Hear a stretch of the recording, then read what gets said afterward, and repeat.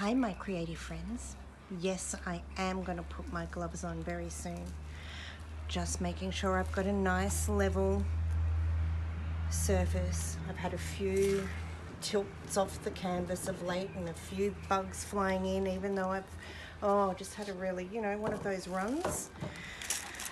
Just going to squirt the back of my canvas to bring it up to nice tautness. Oh, I should have given it the drum beforehand.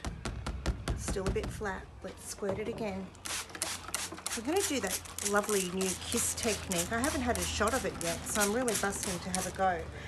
I've not been well, and I got test results back today, all clear, because it was an infection on my chest and other concerns, but yay, all clear, back to creating. So I'm really, really, really super relieved and busting to get into some pouring. This is just about tauted up. Nice, feels much better.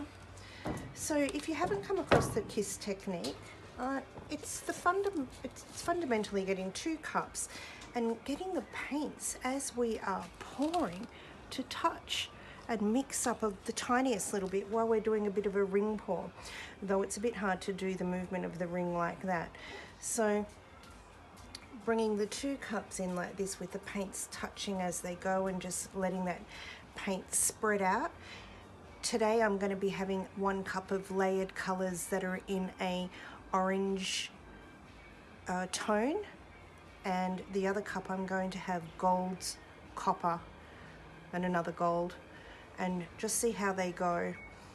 I'm hoping to have a little bit of negative space, so I might just put some cream down, and I'm going to pop my gloves on and then get on with it.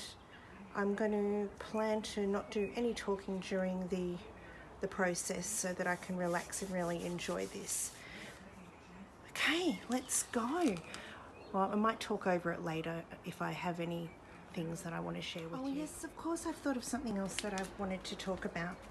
Because I'm using a orangey red kind of monotone here, and I'm really getting into using some pigments, I've decided to add the Diamond Series Red straight into pouring medium and mix it in with my gold, well, layer it with my gold.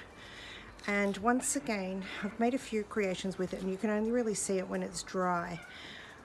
Just trying to bring my knife up to see if you can catch it shimmering. Oh, I'm not even going to be able to get focus. What a bugger. Oh, come on. Do it. Get focus. Can you see that little bit of shimmer pearl? When that's reflecting off the other reds, it's going to look amazing. You can sort of see it, but hopefully it'll look better in the creating. It always looks clear because it's just with the clear pouring medium. So that's another thing that I'm doing, because I'm just really loving doing that at the moment. All right, I'm gonna layer my cups.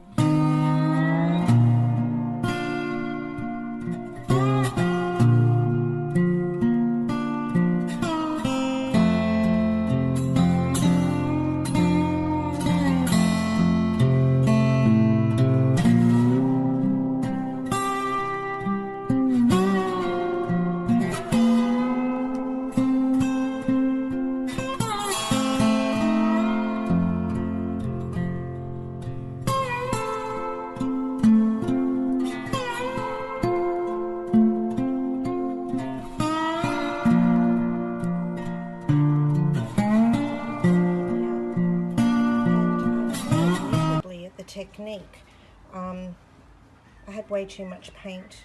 My pouring medium was too thin, I believe, for or just for however I like to use it. It's a really, really hot day here today, and I actually feel like my pouring medium that I made, you know, about a month ago has thinned down because of the hot weather. But in saying that, how nice are some of these effects and these colours coming together? And I'm really looking forward to seeing what this is going to look like when it's dry, because there's metallics within there, and also that gorgeous A1 Diamond Series pigment that should give flashes of red. There's this independent galaxy here on its own, a sprinkling of star magic here, gorgeous ribbon streaks, interesting individual cells that have blossomed into pansy buds. Another galaxy ribbon there. I really love the way the colours have come together there. I know that you would have seen me add these extra swirls on when I was just looking at the overall composition, and it was just because I just felt like that's what I wanted to do. Can you see how for me the paint's too thin for what I wanted, but it's still going to be a really interesting outcome, which is always fabulous. So I'm going to be patient and let this dry and then film it again and show you how it is, because I think that it's a winner chicken dinner. One of those ones that are going to be absolutely glorious on not purpose. On not purpose. Interesting choice of words there, Maggie. What do you think so far? Looks quite messy or busy, but it's also not, because of the way that I've made sure that there's some light areas. But I guess the real critique will be coming on how it dries. It's a really ridiculously hot day today, so I'm hoping that we won't get any cracking, though it is a PVA pouring medium mix. I've had lots of good luck and rarely get a crack, but on a hot day, who knows what can happen. The upside is we're due for a storm, so maybe the humidity will help control it. Oh, come on, I just really, really love the way those colours are coming in together. Oh, did you see my brand new torch next to my torch that's died? That poor torch that the camera's on now, it got death by resin. It doesn't even, its igniter stopped working. So this is my new magnificent torch, and I told myself I'd wrap it in Glad Wrap to help it last longer.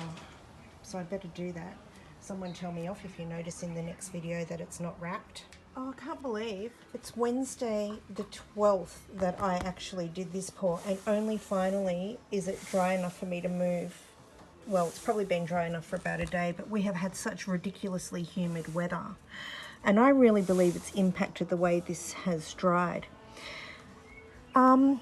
It's a massive failed pour in regards to, I got the kiss technique really, really messed up.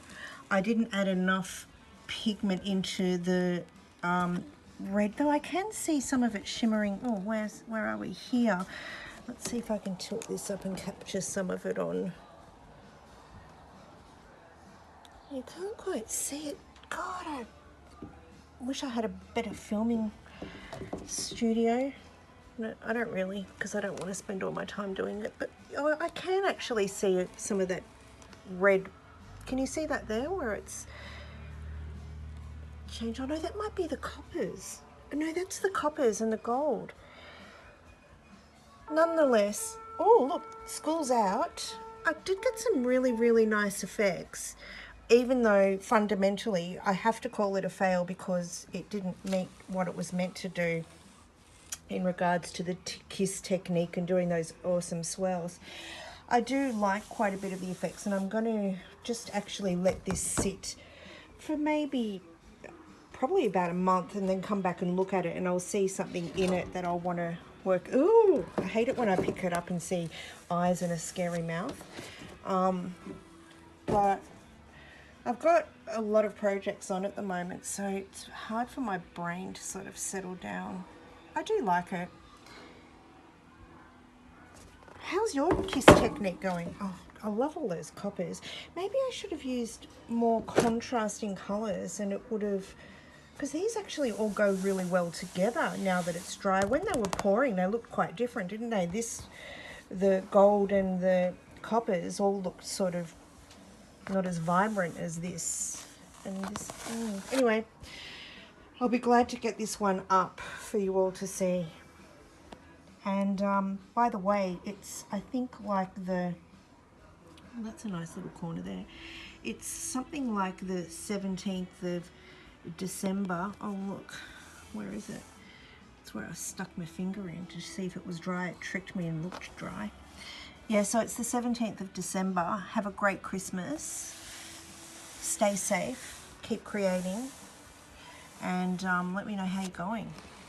Oh, I just thought I'd show you the edges. They're really, really awesome. In fact, it's a bit sad that I like the edges more than the whole painting itself, isn't it? It's funny when things like that happen. Which is going to be interesting because I've been getting into framing my art more these days, even though I do enjoy the edges. It really does make a difference to the finishing.